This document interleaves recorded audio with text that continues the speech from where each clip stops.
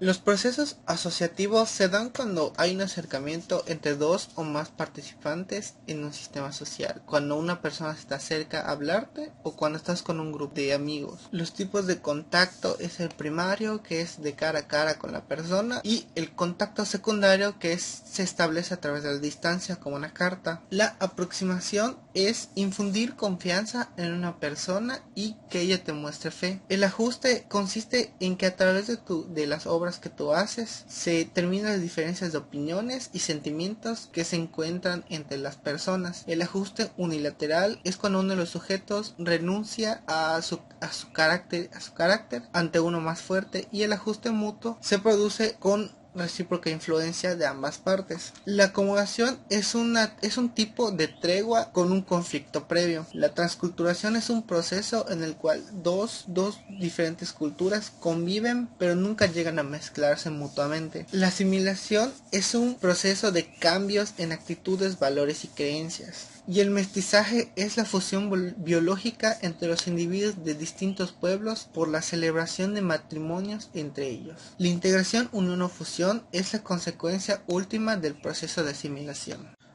Los procesos disociativos son actitudes que impiden el proceso de asociación, como son la competencia, la rivalidad, la oposición, el conflicto y la guerra. La competencia es un proceso en el cual cada uno pretende alcanzar un fin, pero este fin no es capaz de satisfacerlos a todos. La rivalidad es un proceso en el cual los competidores se conocen los unos a los otros y orientan su conducta para entorpecer el trabajo del otro. Esta rivalidad puede ser entre individuos, como puede llegar a serlo en un litigio entre individuos y grupos, como lo que está pasando ahorita en Estados Unidos, y entre grupos entre sí, como pueden ser las guerras. La oposición son conductas que incitan al resentimiento, inconformidad, antipatía, aversión, rencor, resentimiento y odio. El conflicto trata de que los individuos tratan conscientemente de aniquilar, derrotar u subordinar a la otra parte para defenderse. La victoria de las partes consiste cuando uno gana sobre otro. El compromiso es cuando las partes se disputan un conflicto, pero uno sobreviene por cansancio o bien ya llegaron a un acuerdo. Cuando se termina un conflicto religioso es la decisión de tolerar. La conciliación consiste en las actividades de mutua hostilidad se sustituyen con una recíproca disposición amistosa. La conversión consiste en que una de las partes del conflicto resulta que estaba en un error y es persuadida. La mediación consiste en que terceros que no son parte del conflicto actúan como consejeros y llegan a un acuerdo. El arbitraje consiste en que las partes en conflicto aceptan de antemano las propuestas sugeridas por un tercero, y la decisión del órgano judicial es el que resuelve las controversias que se plantean. Capítulo número 9. Factores del cambio social.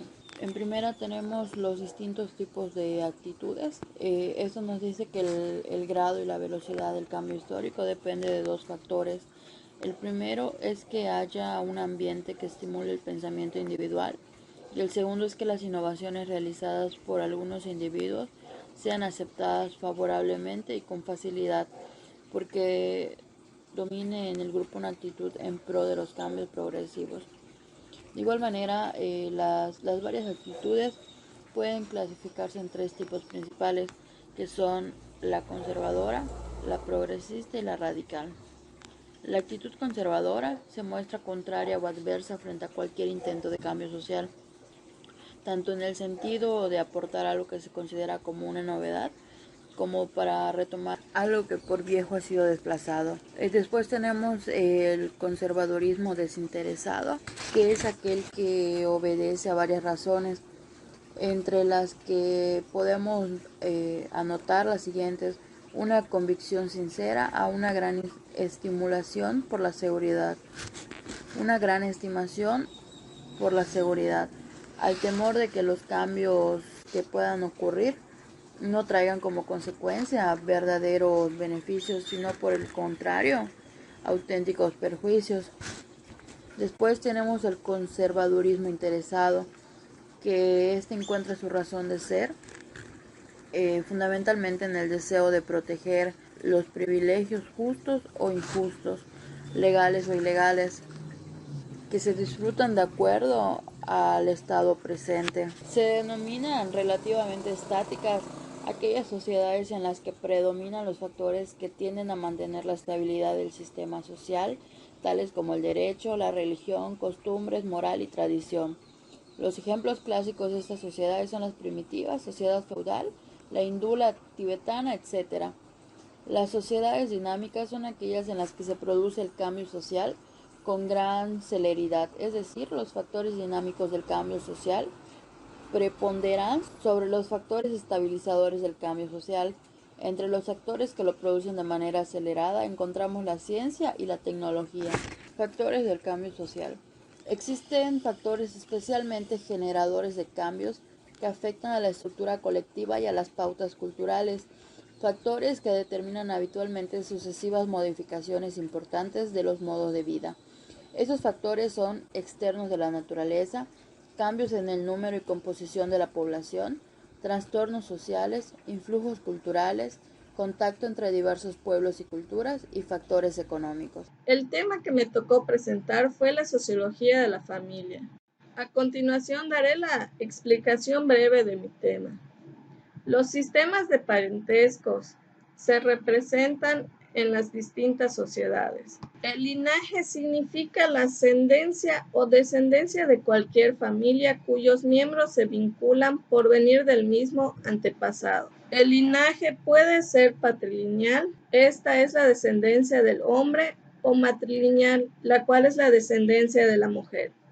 La descendencia unilateral son las actitudes, conductas hacia los parientes por vía paterna y materna. La descendencia bilateral en la sociedad contemporánea se reconocen ambas líneas de descendencia y en la práctica se dan preferencias hacia el linaje paterno o materno.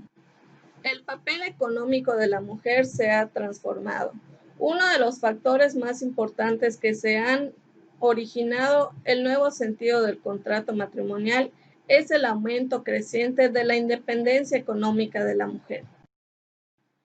Esto le ha concedido a la mujer una mayor libertad y autonomía. El matrimonio en nuestro tiempo experimenta una decadencia del control religioso. Esto es porque los que prefieren casarse mediante el contrato civil muchas veces no optan por casarse por medio de los actos religiosos. Espero se haya podido entender el tema con estos puntos relevantes que para mi punto de vista fueron los más importantes a recalcar de este tema. Gracias. Yo les hablaré del capítulo 12 Sociología del Derecho. Tiene por objetivo el estudio de los fenómenos jurídicos o de derecho. También estudia las necesidades que el derecho trata de satisfacer en la resolución de los conflictos de intereses. El interés es la demanda o deseo que los seres humanos tratamos de satisfacer para zanjar los conflictos de intereses entre los individuos o entre los grupos de derecho positivo. También el derecho positivo tiene que clasificar los intereses opuestos en los que merecen ser protegidos y los que no merecen ser. Entre los que también se pueden mencionar, se establece como una especie de tabla jerárquica en la cual se determina cuáles intereses deben ser de mayor prioridad. La tarea del orden jurídico vimos que consiste en reconocer, delimitar y proteger eficazmente los intereses reconocidos.